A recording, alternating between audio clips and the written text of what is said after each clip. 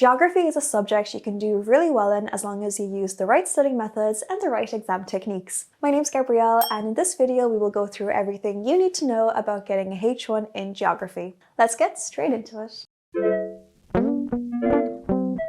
Throughout this video, I will be mentioning loads of really useful resources for studying geography, and absolutely everything will be linked in the description box below. So to save your future self some hassle with finding everything again, just leave a like on this video and then you can find it again in the future when you're studying geography. So firstly, what do you need to know about the short questions? Starting off with something you probably already know, you should always attempt all 12 questions, even though you're only supposed to do 10. This is because your best 10 questions will be counted.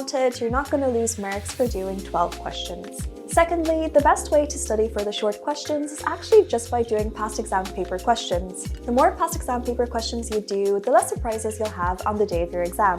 On the Studyclix website, we've actually categorized all of the past exam paper questions in geography into niche topics to make revising the short questions even easier. And also, going through our interactive flashcards and our quizzes to study geography are also really useful study methods. And thirdly, a big mistake that students make when they study the short questions is that they only focus on the topics that they like. I'm really guilty for doing this. I absolutely loved my physical geography, so I did so many short questions on physical geography, but completely neglected like the map work questions and like some of the ickier ones like that. The short questions cover a huge range of topics, so you can't get away with like leaving out some bits that you don't particularly feel like revising. So be sure to revise all of the topics. Don't leave anything out.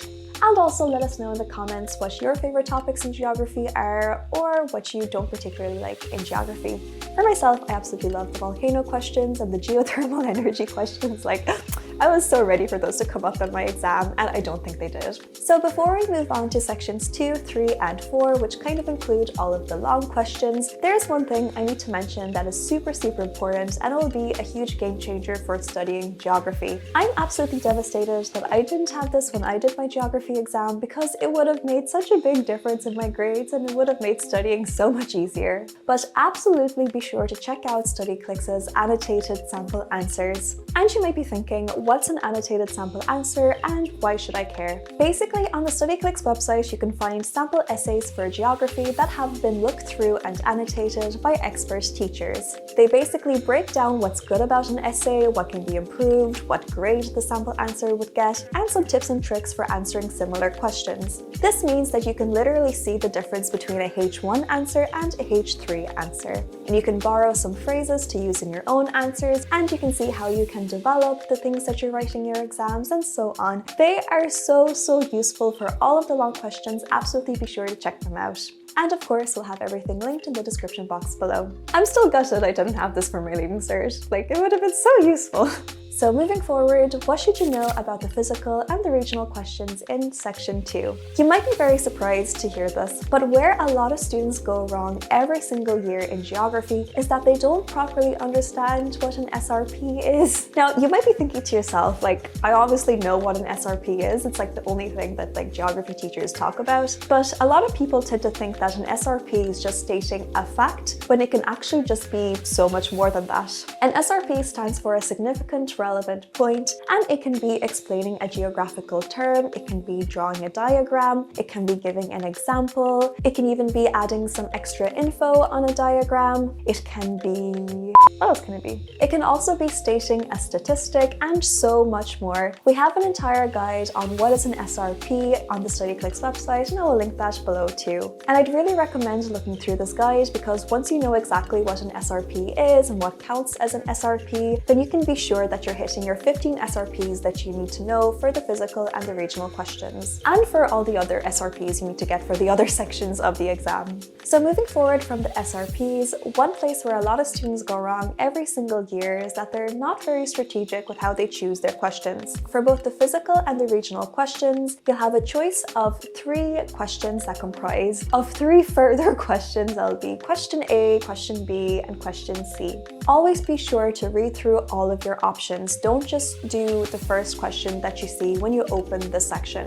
Because the thing is that the question A's are always super simple. They're always not very challenging or not very complicated, but the question B's and the question C's tend to be a little bit harder. Remember that parts B and C are worth more than part A. Be sure to choose the set that you want to do based on the question B and question C. So my own strategy for the exam, before I even started writing the short questions or anything, I actually read through the entirety of the exam paper and chose what questions I want to do. Choosing what you want to do at the very start of the exam will make you subconsciously think about the answers that you can write down, and also it'll prevent you from doing really silly mistakes like panicking in the exam, opening the section and just starting question A of the first option before reading anything else. And then my final tip for this section is actually to study for the part A questions, kind of similarly to how you'd study for the short questions, because these aren't so complicated and are often just asking you to interpret a graph or draw a little sketch map or something like that. And then for parts B and C, I'd recommend also using past exam paper questions to study them, but be making your own little flashcards or index cards going through 15 key points, 15 SRPs for what you'd write if that question came up in your own exam. For some quick revision, just choose any random question that has come up with question B or C, and then just time yourself for 15 minutes to write 1 key point per minute and then see how many you get.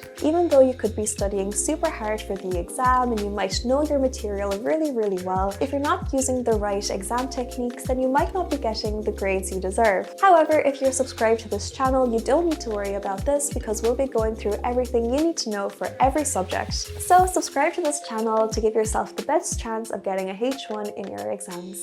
And also leave a comment for what subject we should cover next. So moving forward to section 3, which are the option questions. So in this part of the exam, you can actually choose how you want to attempt the questions. Unlike the physical and the regional questions where you need to write 15 SRPs for questions B's and C's, here you can choose how you want to approach the questions, and it can be summarized by this table.